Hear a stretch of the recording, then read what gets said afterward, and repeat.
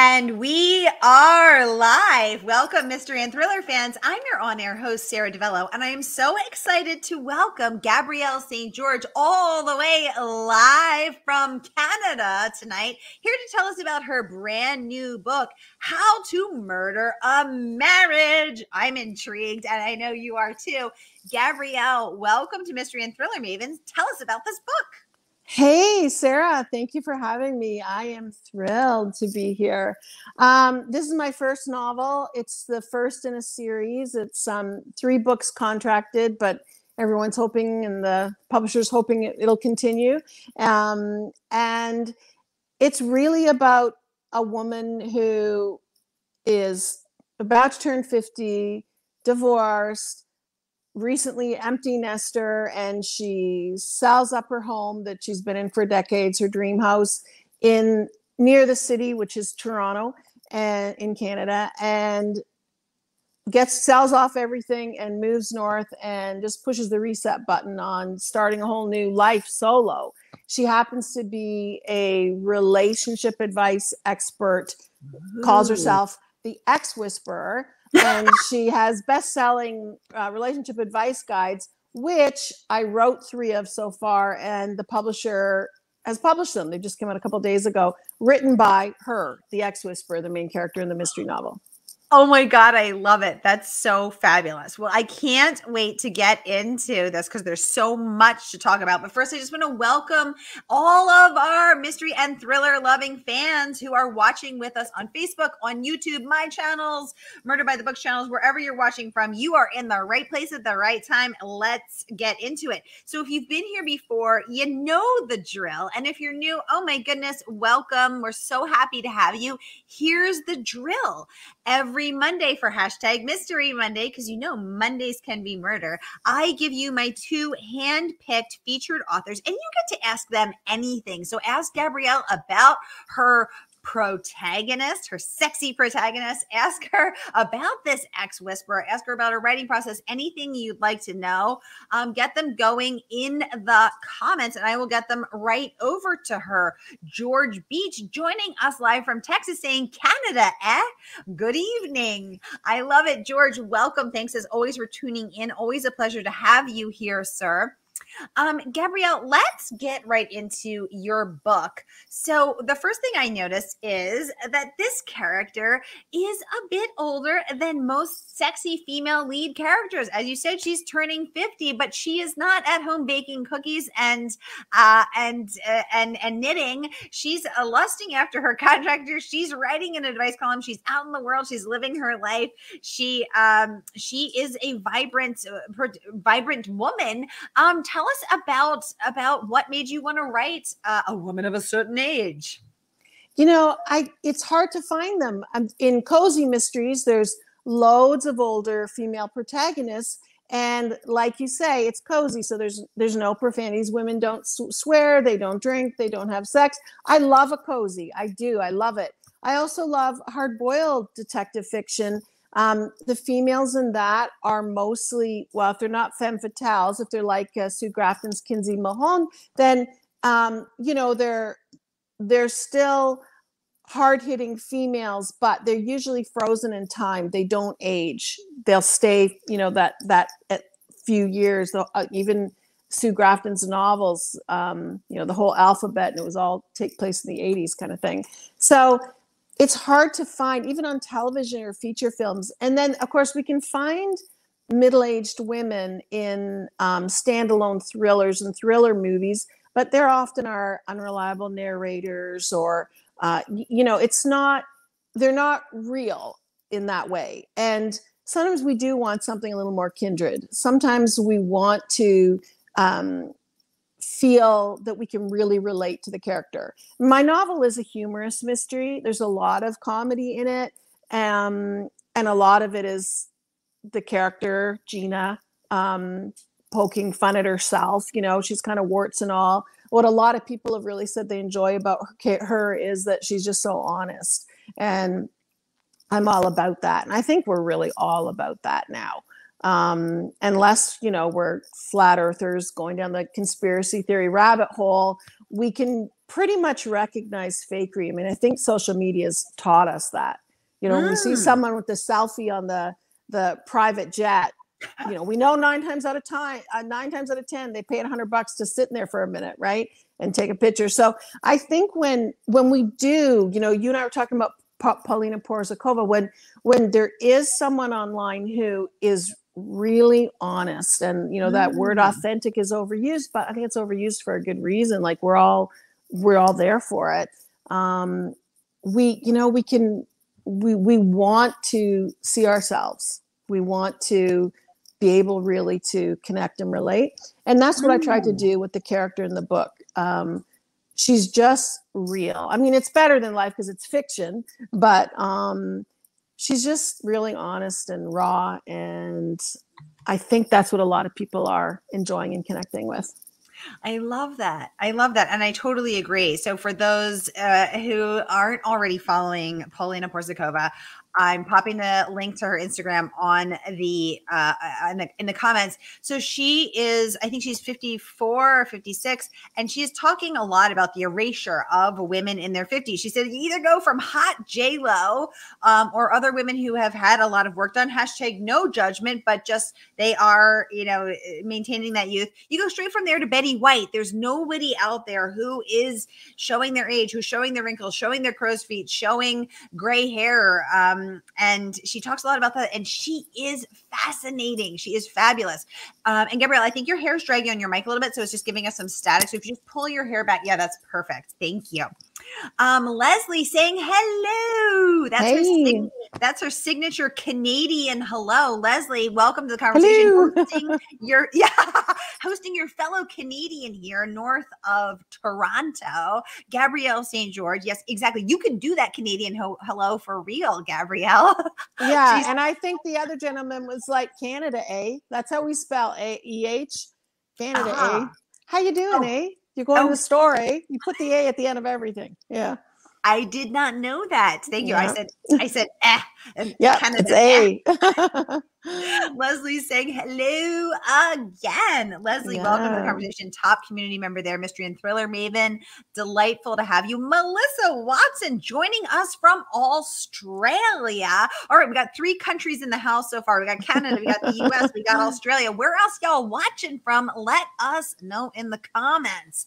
All right, so let's get into it, Gabrielle. So you said, Sarah, can I just interrupt you? When you're saying, like, and Paulina says it, like the J-Lo, nothing between J-Lo and Betty White. Yeah. I gotta say, when J-Lo last year or the year before, when she did last year we did the stripper pole thing at the Super Bowl, and then if I see one more meme saying this is 50, like, no. This is not even 40. It's not even 30 for most people. Like that alone is so much pressure, right? This is 50. Oh my God. Then like there's so many 30-year-olds who can't look like that, right? That is millions of dollars in maintenance and upkeep and more, right? So there's just so much pressure coming from all the wrong places. I don't know on Instagram if you see, like, well, you're not there yet, but I started growing my silver hair out 6 months ago. But Silver Sisters, like the hashtag Silver Sisters. Oh, yeah. It's literally, I mean, there's millions of them, and it's growing like you wouldn't believe. Like I see one of them will start an account, and 2 months later they've got 50,000 followers, and it's crazy. And they're just showing their hair growing out, but they're so supportive and empowered. It literally reminds me of when I was a kid, the bra burning that went on in the 60s. It's that kind of level of rebellion. And it's like when men have gray hair, they're called silver foxes. And when women let their hair go gray, they're letting themselves go and they look old.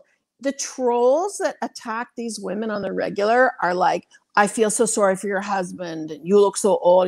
It's just like awful, but they really band together and they're just like, no, our silver hair is beautiful and we don't care what you think and we're not asking for your opinion. And again, it's that authentic, this is really me. And they all kind of say, like, they thought they were just growing their hair out, but it literally transformed their perspective on themselves and the world. So there's all this like, great middle-aged stuff, but it's not J-Lo, right? It's not J-Lo. Exactly, exactly. Kathy, welcome to the conversation. He's saying Silver Revolution is one of the best Facebook groups out there. Kathy, thanks for the hot tip. All right, y'all, Silver Revolution's where it's at. Welcome back, Kathy. So great to have you. Kathy tuning in for her third interview today. Kathy, thank you for being here. So great to have you. Carla Hall saying, Gigi, you look great. Hearts up, thumbs up, getting tons of hearts on Facebook. Tina saying hello from Catskills, New York. Tina, welcome to the conversation. Always a pleasure to have you as well. Every time I hear the Catskills, I think of Dirty Dancing. I mean, that's the only association I have with the Catskills. So I'm already thinking of Johnny Castle and Baby tearing up the dance floor. Tina's a fabulous author herself. Tina is a fabulous author. Great to have you here, Tina. Thank you so much.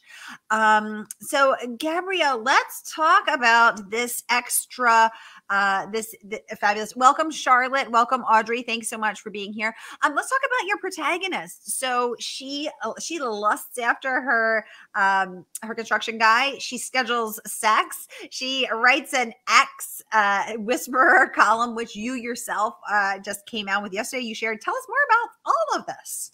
So, I mean, yeah, she has a potty mouth. She is, I mean, the whole like falling for her hot contractor, but, you know, has been single for a number of years. And I'm just working on the first draft madly. I have like a couple weeks left of the second book now. And I'm just writing the horribly awkward sex scenes, because it is like, if you've been out of it for years, probably it doesn't matter how old you are, but it's just that cringe-worthy stuff.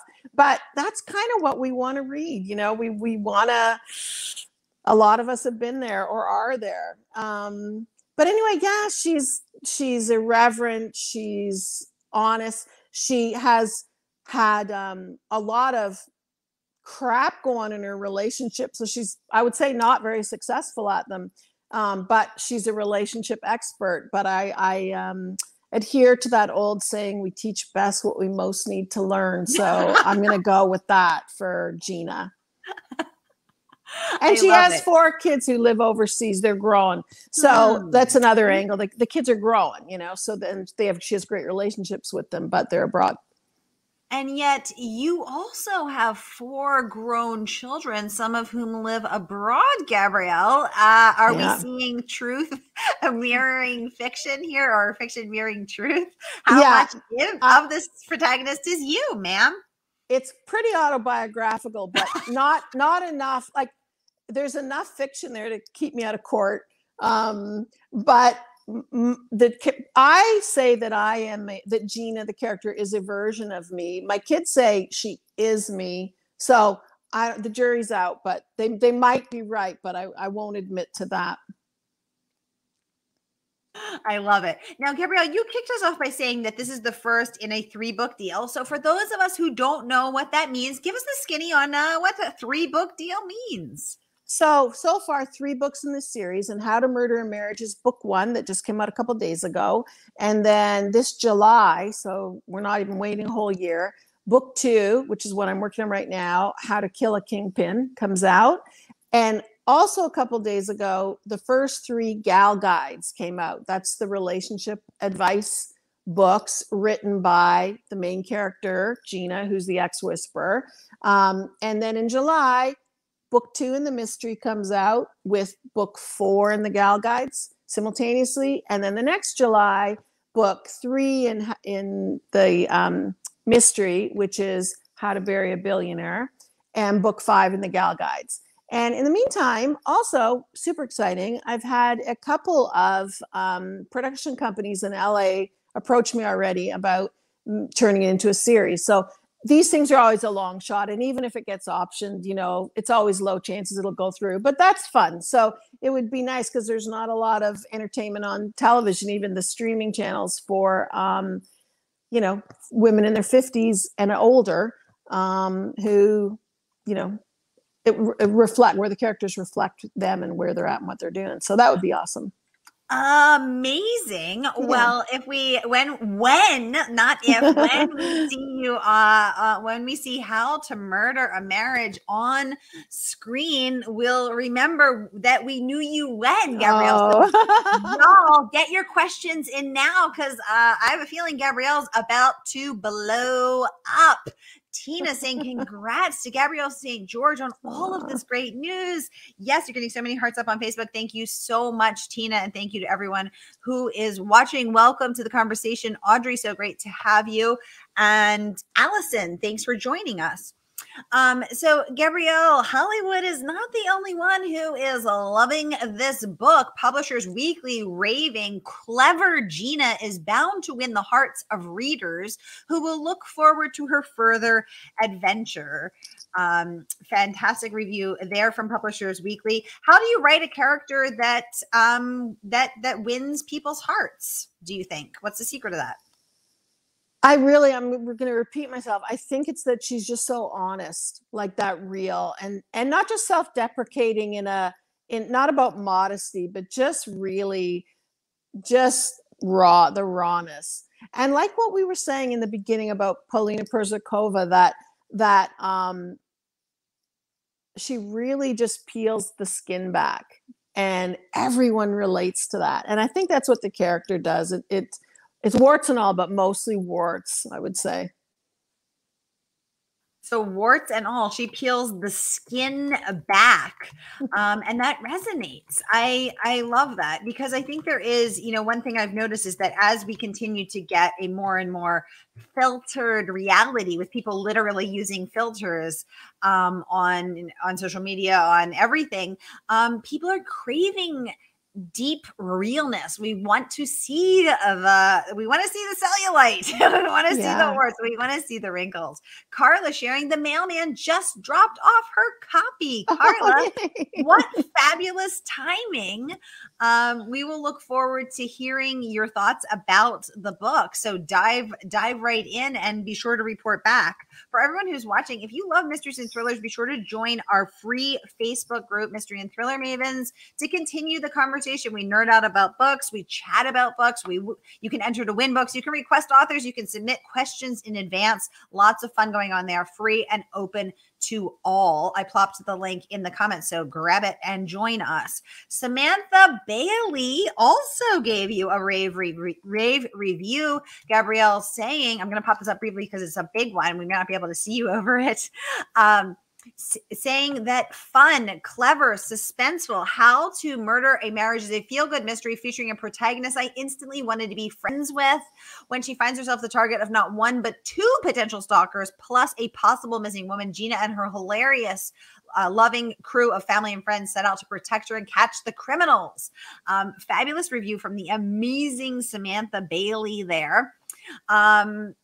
Yay! Tina saying she just joined Mystery and Thriller Mavens. Tina, welcome. So happy to have you. Thank you so much. I gotta say, Tina was an Agatha Award nominee, best first novel. Yeah.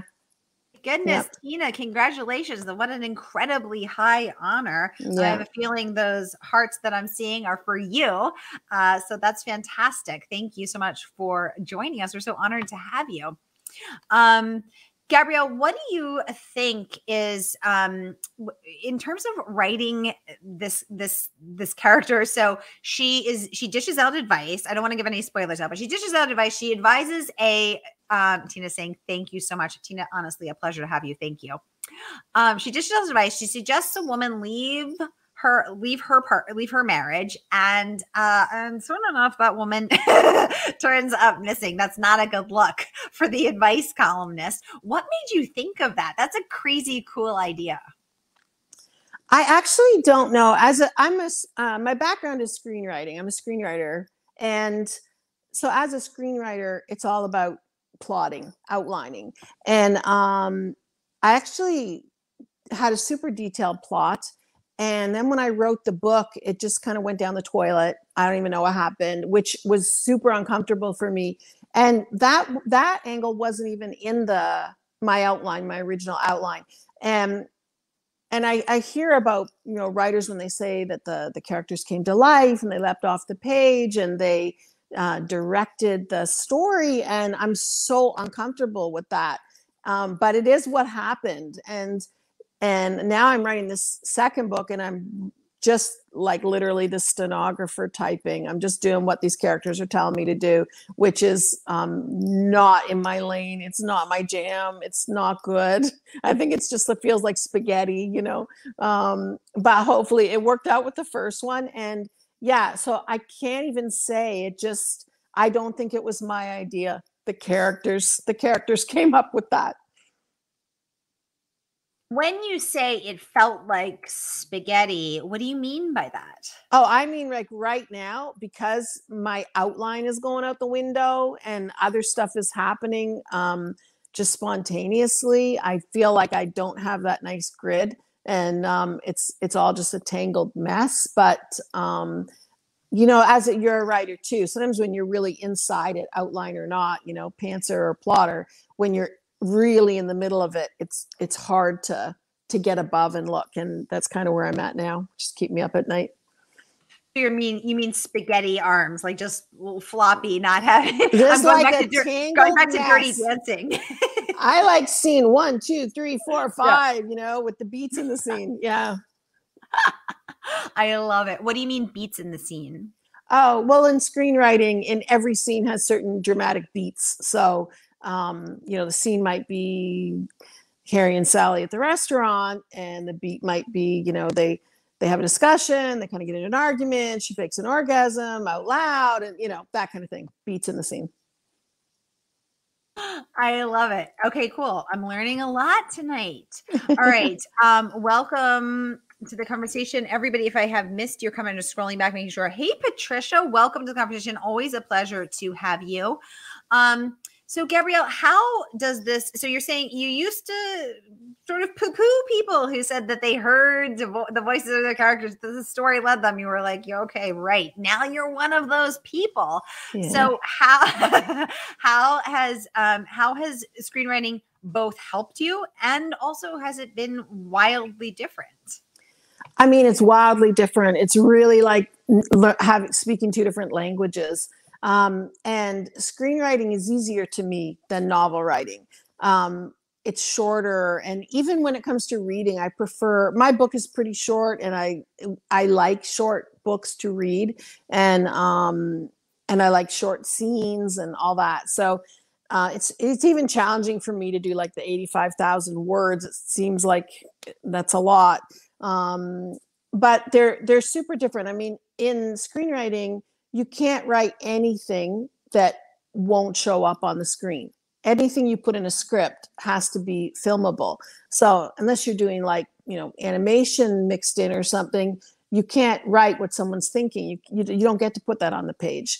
So I think that's one of the things that I really enjoy in novel writing, and why I wrote my mystery from the first person's point of view. So Gina is the narrator speaking, because I get to spend so much time in her head and write about that, which you can't do in screenwriting. So that's a big difference, and I've really enjoyed that a lot. Ooh, so you can go really into what she's feeling, what her mental processing is, getting into that deep, sort of delicious dissecting of things. That's what I love. With her, just a lot of the screwed up shit too. You know? Yeah.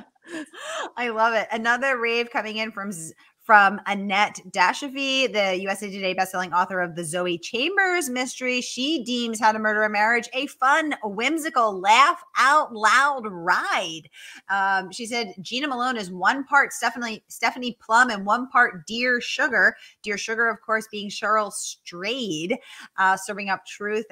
dishing up truth and truth bombs by the paragraph. She said this is the kind of character you just can't get enough of. She absolutely loved it.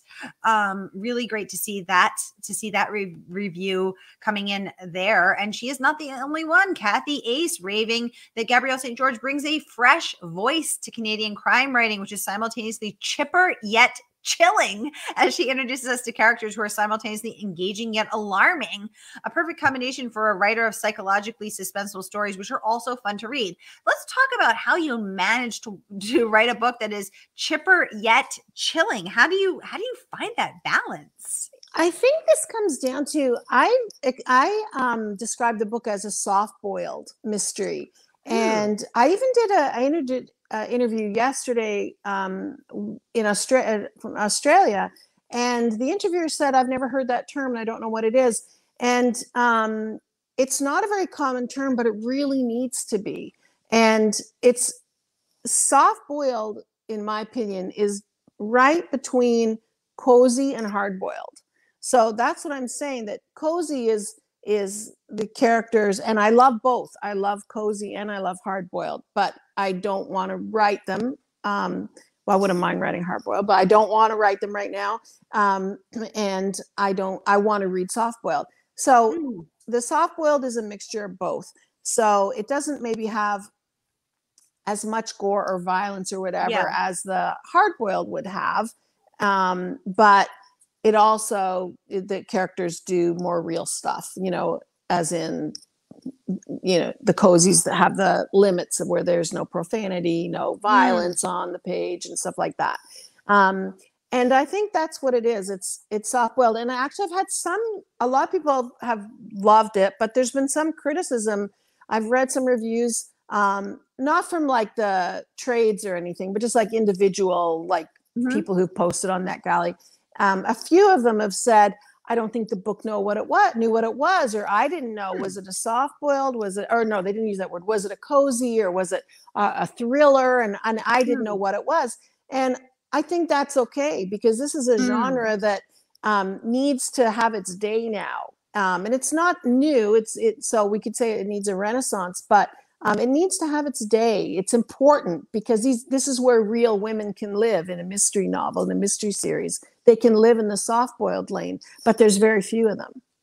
I like that. And it's interesting to note, as a yoga teacher, I always think about the Buddhist non-judgmental, compassionate observation, right? Like, can we step back and watch what we're doing through a lens of compassion? So it's interesting to step back and note our need to put a label on things, our need for things to stay in their lane, whether it's how a woman should look at the age of 50, whether it's how a woman should behave at the age of 60, whether it's what a thriller should be, whether it's why do we need to have these strict definitions, is a question one might pose to oneself when trying to cram something in a lane.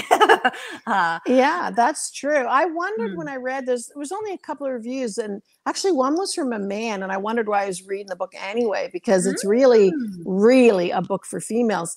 But I was like, why does it matter if you can't say it's a cozy or a thriller? Like, isn't that just kind of cool that it's got a few elements going on?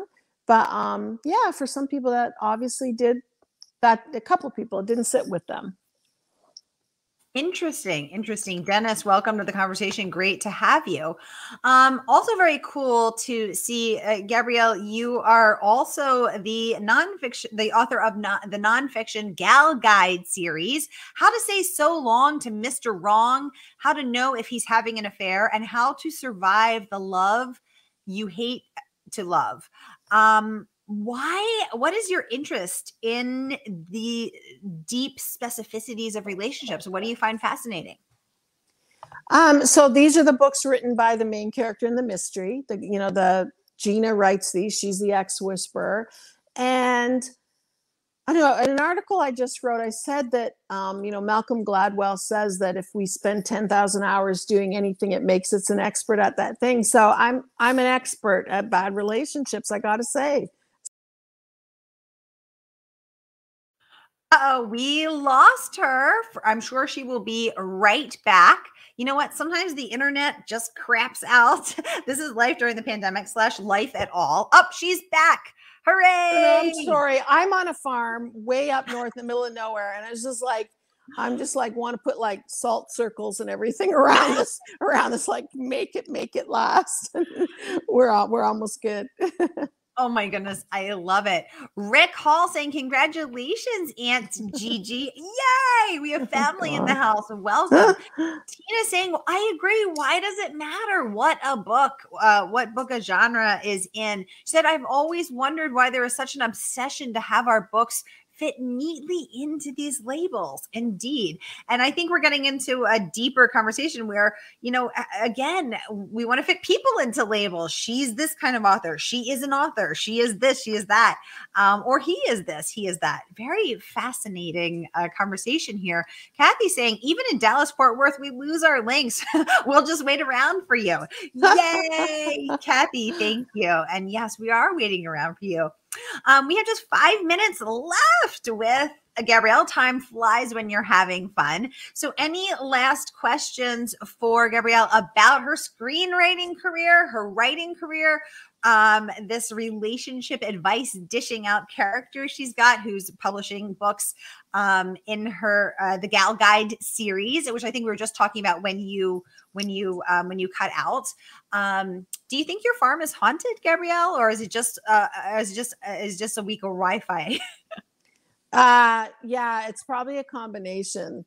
We're in an old farmhouse that is coming down. My partner's a builder and it's coming down, but yeah, it can be pretty creepy. It can be, we just moved in a few months ago.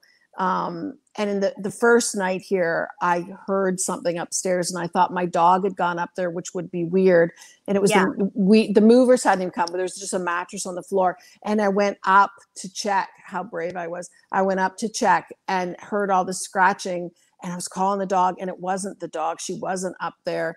And I just ran down the stairs terrified and got under the blankets. Turned out to be like rats. They're gone now. But yeah, but anyway, in my brain, that was my first night here. So yes, it's haunted.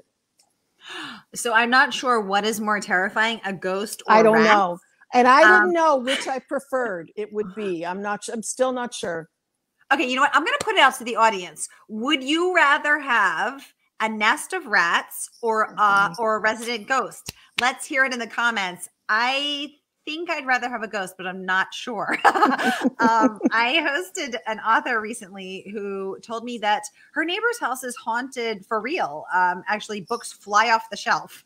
Wow. And if you acknowledge them, if you get annoyed by it, they fly harder and longer. So it's best to just pretend they're not and go with it. Kathy saying she wants neither. Kathy, that would be ideal to have neither a ghost nor rats. Exactly. I am agreeing with you. Welcome, Becky. Welcome, Julia. Great to have you all here. George is on my team. He says ghost. I think so, right? One of my neighbors just told me they have a ghost as well. That thankfully they're 2 blocks over. Tina saying ghosts have so much more potential. We can always write about them or with them. That's true. A rat's not going to give you a lot of material, but a ghost, you could get a lot of material out that. I just watched on Netflix though the Stephen King novella. That called 1922? No, it's the numerals, just 1922. And speaking of rats, just watch Stephen King's 1922. That's all I got to say, people. No spoilers here. Guess what? Out. It's ghosts and rats. It's the combo. That's what it's about. Ghosts and rats. And DiVello's out. DiVello is out. George saying he'd like to learn to be one. Okay, George, if you come back, please be a friendly one. Kathy saying she could come up with some good stories about the rats. Okay, we can have team rat. We can have team ghost. Oh my goodness. This has been such a fun and unexpected conversation. And I want to remind you all that you can grab your copy of How to Murder a Marriage tonight or anytime through Murder by the Book and support a woman-owned independent bookstore, one of the 3 dedicated mystery and thriller bookstores in the country, which is so cool. And they are, of course, based in Houston, Texas, but they ship everywhere. So grab your copy of How to Murder a Marriage. I'm putting the link in the comments once again, so that you too can be reading the fabulous adventures in this book. Rick saying it's been all over. George saying his father-in-law is still around the house. We smell his cigarette smoke down then. Okay. I'm gonna have to bring that bottle of salt you're talking about, Gabrielle, to George's house. Oh my gosh. Yeah, so guys, grab your copy of How to Murder a Marriage. Right here is the link, and the good folks at How to Murder by the Book will ship it out to you. Gabrielle, Amy, welcome to the conversation. Great to have you. Gabrielle, I want to thank you so much for joining us from your beautiful farm, which Gabrielle was sharing, that has northern lights, has aurora borealis every night, for 8 months a year. Yeah, pretty close. Yeah, gorgeous, it's beautiful. Oh, that sounds amazing. I really want to see aurora borealis. I haven't yet had the opportunity. George saying, thank you so much, Gabrielle and Sara, for a very fun night. George, always a pleasure to have you. Thank you so much. Y'all, I will see you next Monday next Monday I'm off. Next Monday I'm off. It's Thanksgiving week here in the US. So next Monday, have a safe, happy holiday with your friends and family. And I will see you in 2 weeks. There's no Mystery and Thriller Mavens next week. I will see you in 2 weeks. Tina saying, fabulous, dynamic event, Gabrielle. Great hosting, Sara. Tina, high praise. Thank you, ma'am. Kathy saying, this was so fun. Thank you. Kathy, thank you for joining us. And thank you for joining me for all 3 interviews today. You're amazing. And I so appreciate your presence. And we've had such juicy conversations with each one of our guests. All right, y'all, have a wonderful, safe, happy Thanksgiving. And I will see you in 2 weeks with Haley Krishner and Wanda Morris. And then we'll be in December. Where's the time going? Have a wonderful night, and I will see you all soon. Take care. And thank you, everyone. Gabrielle. Thank you for hopping on, and thank you, Sara. It was a joy. Really appreciate it. Take care, everyone. Yay. Bye-bye. Bye.